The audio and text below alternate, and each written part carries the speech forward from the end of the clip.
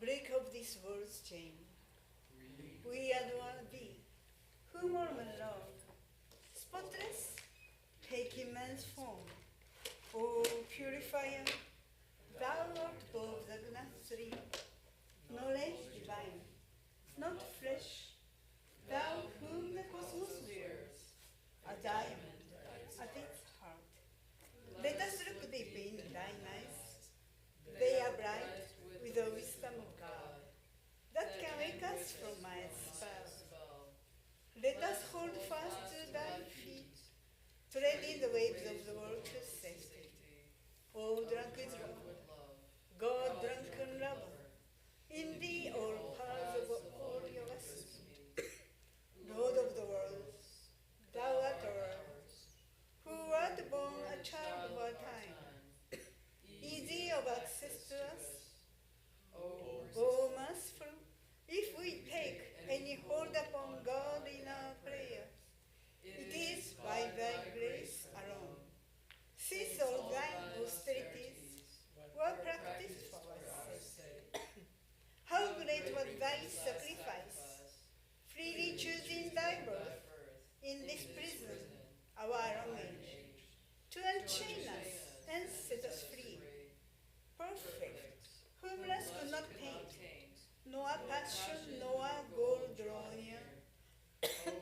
O Master of all who renounce, fill our hearts full of love for thee. Thou hast finished with fear and with doubt, standing firm in the vision of God, refuge to all who have cast fame, fortune, and friends away. Without question thou shelterest us, and the world's great sea in its wrath seems shrunk to the puddle that fills the footprint in the clay. Speech cannot hold thee, nor mind. Yet without thee we think not, nor speak. Lord, who art partial to none, we are equal before thy sight. Take away our pain. We salute thee, though we are blind. Come to the heart's black cave, illumine, thou light of the light.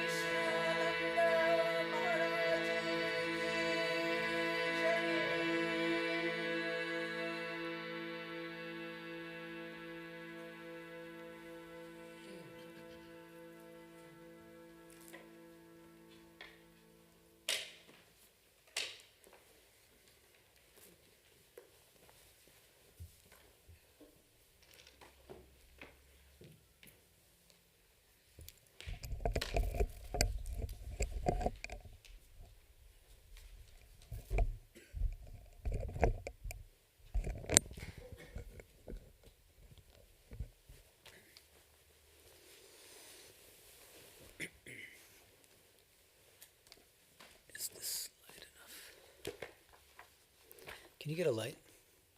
Thank you.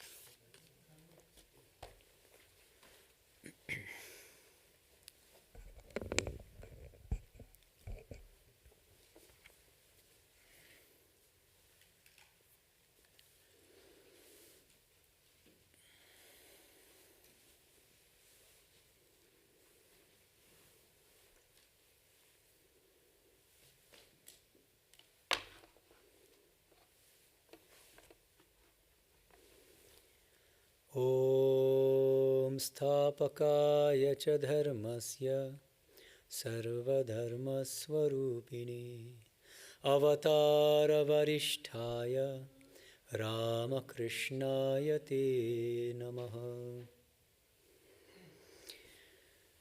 Good evening, everyone. Today we're celebrating the birthday of one of the great monastic disciples of Sri Ramakrishna, Swami Ramakrishnananda, appropriately named by Swamiji himself. He was born, his name was Shoshi Chakraborty. He was born on July 13th, 1863. So, same year as Swami Vivekananda. His parents were both very pious. His father was a pandit, actually, a court pandit, and a very sincere tantric spiritual aspirant, a follower of Jaganmohan Torkalankar, a famous tantric saint in Bengal. His father would sometimes meditate on the cremation ground, meditating on Divine Mother. And his father was, as an Orthodox Brahmin, he would do these elaborate pujas of Divine Mother. And Shashi, the young Shashi, he was strongly influenced by his parents in that regard, and he became legendary, even as a child, for sitting 24 hours straight doing Durga Puja without getting up even once. So 24 hours, almost unthinkable. Later, Girish Ghosh referred to him as asana siddha, that he became perfected in asana. He could sit as long as he wanted. His cousin was Sharot, who later became Swami Sharadanandaji. They were good friends also. And Shoshi proved to be a brilliant student throughout, and he passed his first arts examination from Albert College, and then he entered Metropolitan College, which is now called Vidyasagar College, and he did his undergraduate there. His subjects were Sanskrit and English literature, mathematics, and philosophy.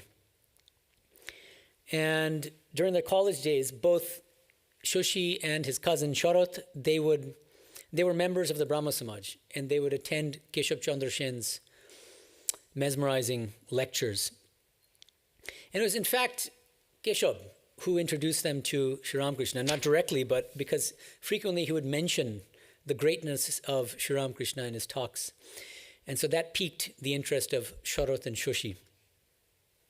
So Shoshi decided, with Sharot and some other friends, to visit Sri Ramakrishna. This happened someday in October 1883. And on the very first meeting, Sri Ramakrishna recognized them, Shoshi and Sharot, as part of his inner circle. And he specifically said that Divine Mother revealed to him in a vision that Shashi and Sharot had been among the followers of Christ. It's a very significant detail. Literally, Christ's own disciples. On that first meeting, somebody asked Sri Ramakrishna, in the presence of Shoshi and Sharot, it sounds like you're emphasizing renunciation so much. So is it wrong to marry? Is it against the will of God to marry? And interesting, many of us think that Sri Ramakrishna was illiterate, he wasn't learned, he didn't study the scriptures. He asked the boy to take down a book from his bookshelf. The book was the Bible. It must have been a Bengali translation of the Bible. And he pointed to a particular passage in that Bible and asked for it to be read out loud. This is the passage. For there are some eunuchs which were so born from their mother's womb. There are some eunuchs which were made eunuchs of men, and there be eunuchs, which have made themselves eunuchs for the kingdom of heaven's sake. He that is able to receive it, let him receive, right? So Christ's teaching. And then further, Sri Ramakrishna then said, now read this passage, and it's from St. Paul's Corinthians. I say therefore to the unmarried and widows, it is good for them if they abide even as I, meaning as a celibate. But if they cannot contain, let them marry, for it is better to marry than to burn. So this was the first seed of renunciation that Sri Ramakrishna sowed in the minds of the young Shashi and Sharat, who obviously later became monastic disciples of Sri Ramakrishna. Early on, Sri Ramakrishna asked Shashi, do you believe in God with form or without form? And Shoshi's answer was disarming. He said, I am not certain about the very existence of God, so I'm not able to speak one way or the other. And you might think Sri Ramakrishna might scold him or say, you should have faith. He didn't. He was very pleased. He loved his sincerity and his earnestness. And he said, please come again and alone. So that should give us all hope. There's another poignant incident. One day, Shashi is in Sri Ramakrishna's room in Dakshineshwar and just looking for some kind of trivial object, something. Sri Ramakrishna, in some state of ecstasy, he says, whom you are looking for, he is here, here, here. And then Shashi looks on Sri Ramakrishna and sees his blissful form, and then realizes, at that moment, he realized that Sri Ramakrishna was the pole star of his life. Sri Ramakrishna groomed his disciples in different ways, knowing what they would go on to be and do. And Sri Ramakrishna must have seen that he would be spending many years in South India eventually. And so he advised him to eat only vegetarian food. He didn't tell his other disciples to be vegetarian, but he told Shashi to be vegetarian. And that came in very handy when he went to Madras. Shashi, many of us know the greatest hits about Sri Ramakrishna, many incidents that you read in the life of Sri Ramakrishna. But Ramakrishnananda ji himself, he spent so much time, he associated so much and so intimately with Sri Ramakrishna that he also gave us a number of gems about Sri Ramakrishna that you find only in his own reminiscences. And I'll just mention a couple of them, little details which are very wonderful. So, for instance, he said that to just as an explanation of, as an example of Sri Ramakrishna's childlike behavior and playfulness, he said that Sri Ramakrishna was very fun-loving and was discovered near the Panchaviti one day by a visitor playing a game of leapfrog with his boys. So Sri Ramakrishna was playing leapfrog, jumping over the backs of the other boys. And Shashi says, sometimes he would send them into peals of laughter by his mimicry. He was really amazing at impersonating people, both men and women. Shashi also says the following. This is a direct quotation. Shashi said, Sri Ramakrishna's method was peculiar. He didn't tell anyone to give up everything. On the contrary, he would say, go on, my children, and enjoy all you wish. The Divine Mother has given this universe for your enjoyment. But as you enjoy, remember always that it does not come from yourself, but out of Mother's bounty. Never forget her in your pleasure, but always recognize that it is from her. In this way, by becoming mindful of the Mother, the person would gradually lose all taste for the pleasures of the senses.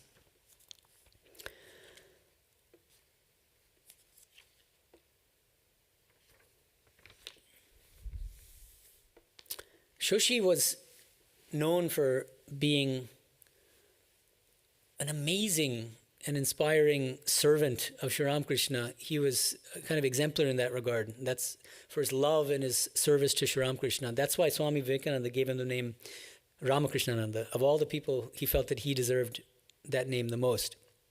One example of that is that Shashi knew that Sri Ramakrishna loved ice. Ice, not ice cream, but ice, interestingly. And it's hot, imagine Kolkata, right? So Shashi walks with a giant slab of ice wrapped in a lot of cloth in the blazing sunshine in peak summer. He walks over 6 miles from Kolkata to Dakshineshwar with this giant slab of ice. And he got blisters from the sun as a result.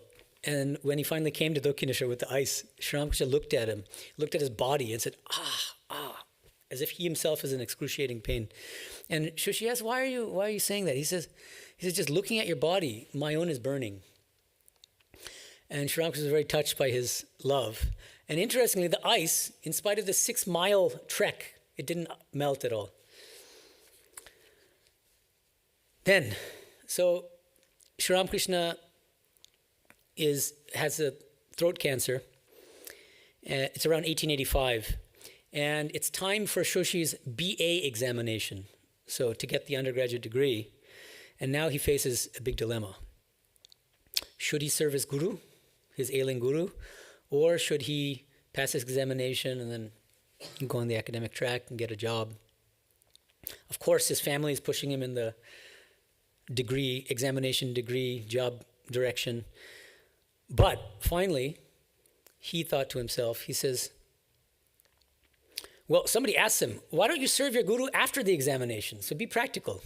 And then Shoshi says, sir, could you give me any guarantee that I shall not die before that examination? So what can you say to that? And of course, his dad's not happy with that answer. And so he gets in a big fight with his dad. And he tells his dad, for me, the world and home are both like a place infested with tigers. And his father, as a tantric, he uses a mantra to try to get his son to come back, marry, be a normal kid. It doesn't work. And then finally his father gets frustrated and starts criticizing Sri Ramakrishna to Shoshi. Says he's spoiled your head, this and that. Shoshi becomes livid and was ready to stab his father. And he said, who is my father? He says to his father. And interestingly, now just see, like father, like son. His father, instead of being angry or upset, he's very happy with his kid. And he says, yes, your devotion to your guru is genuine. So this is a kind of a test. So he served Thakur Sri Ramakrishna very, very faithfully and sincerely, almost daily, in Kashipur, and before that with the throat cancer. And Sri Ramakrishna told the elder Gopal, who later became Advaitanandaji, to give one of the 12 ochre cloths to Shashi. There's a lot I'm skipping because we don't have too much time. But so after Sri Ramakrishna leaves his body, the young future monastic disciples, they move into their first monastery in Boranagar. And a few years later, they shift to Alambajar. So these are the two main monasteries that they lived in, dilapidated houses. The latter, Alambajar Monastery, was considered haunted. But they weren't afraid. And Shoshi, his role, Ramakrishnanandaji's role, was like the mother of the monastery.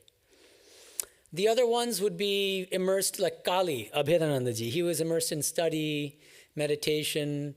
A lot of them were spending almost all day in meditation.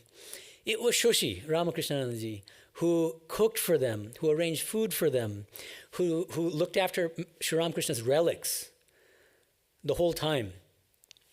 And Swamiji himself, Swami Vivekananda, reminisced about Shoshi's role in that early period in the monasteries. Swami Vivekananda said, "Oh, what a steadfastness to the ideal did we ever find in Shoshi. He was a mother to us. It was he who managed our food. We used to get up at 3 o'clock in the morning. Then all of us, some after bathing, would go to the shrine and be lost in japam and meditation. There were times when the meditation lasted to 4 or 5 o'clock in the afternoon, so 15 hours, just imagine. Shoshi would be waiting with our dinner. If necessary, he would, by sheer force, drag us out of our meditation. Who cared then if the world existed or not?"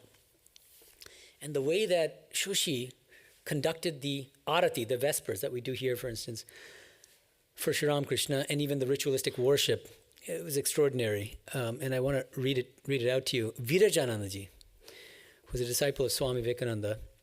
he attended one of these wonderful aratis that Ramakrishnananda performed, and he said, "Oh, how wonderful was the arati of Shoshi Maharaj. It was really a sight for the gods. Enveloped within the smoke of burning incense and drowned in the music of drums and cymbals, he would wave a chamor towards the end of the arati. Intoxicated with God consciousness, he would repeat, 'Joy Gurudev, Joy Gurudev,' victory to the Guru, in a crescendo of divine abandon, and would dance from one side of the hall to the other, rhythmically pacing the floor. What a unique feeling of ecstatic love would course through the hearts of people witnessing it can better be imagined than described. The whole building would be in a tremor."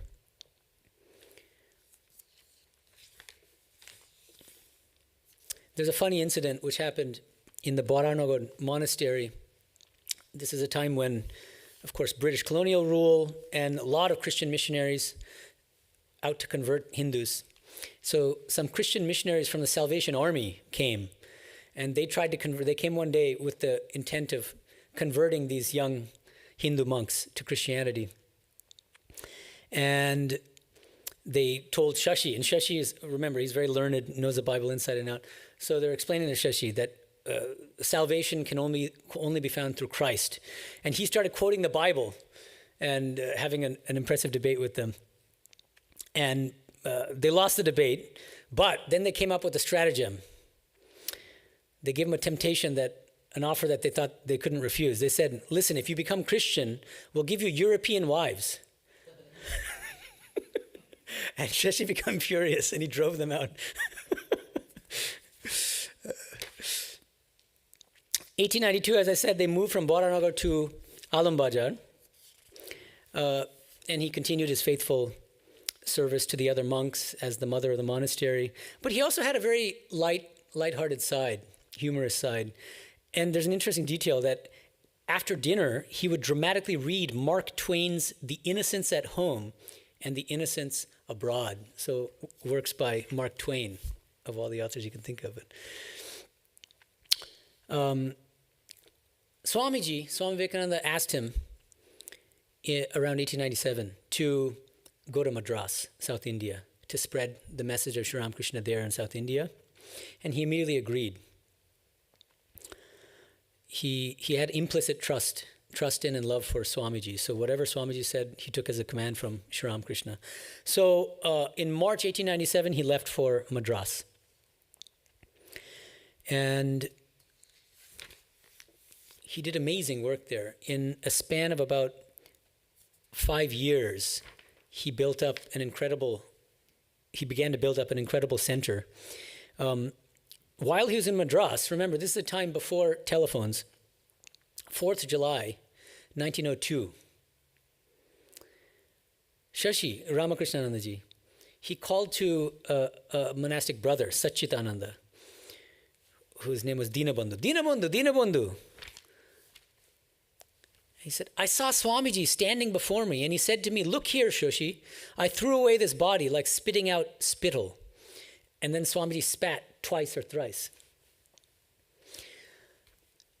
And neither Swami could make heads or tails of this.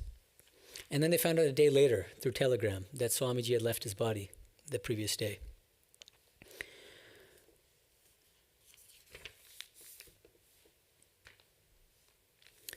So after a few years, as his work started taking off in Madras, he decided it was time to fundraise for a permanent temple and monastery there. So he raised quite a bit of money. And by 1907, 17th November 1907, they started this new ashrama. And now it's considered kind of a second to Belumat in its impressiveness and its spiritual atmosphere in Chennai.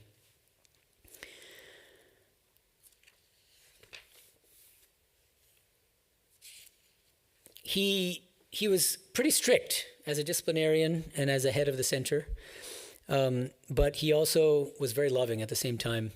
And he gave these wonderful teachings, and I'll just share some of them. He said, "You people call Sri Ramakrishna an avatar, or divine incarnation. Do you have any idea of what an avatar is?" And remember, he studied maths, so he said, Swami Vivekananda, and all his lectures and writings, plus all the disciples of the Master and their works, plus the infinite, are equal to Sri Ramakrishna.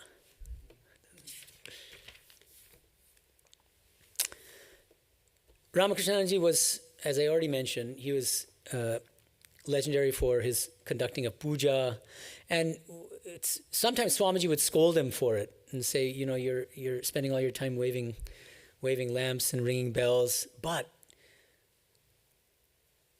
it was never mechanical. He was full of divine fervor and intoxication when he did the puja, because he literally felt that Sri Ramakrishna was there, and that was the greatness of his puja, his methods. And he would become very angry with brahmacharis when they were arranging the puja items. If they made even a slight mistake, and just, you know, in a slip of mind, they might think, well, it's a picture, so it's not such a big deal. When they started losing that sense that they were actually serving the direct living presence of Sri Ramakrishna, Shashi Maharaj would always scold them and say, no, he's there, he's present right now, and you have to serve him accordingly. In Madras, he really wanted the then president, Swami Brahmanandaji, the spiritual son of Sri Ramakrishna, to visit the center and bless it. And so Raja Maharaj Brahmanandaji came, and Sister Devamata, a nun, a Western nun who was there with him, he asked Devamata during Brahmanandaji's visit, he said, Sister, what do you think of our president? And Devamata said, I think he's very wonderful, but I'm a little afraid of him. And then Ramakrishnanji said, leaning forward, so am I. So Brahmanandaji had this kind of gravitas that was kind of intimidating. Holy Mother, Sharada Devi, also visited Madras and blessed the center, sanctified it with her presence. And she walked up a little hill and a rock to watch the sunset. And after that time, Shashi Maharaj declared that this is a sanctified pilgrimage area. So if you go to Madras, you'll see this giant rock. It's referred to as Holy Mother's Rock.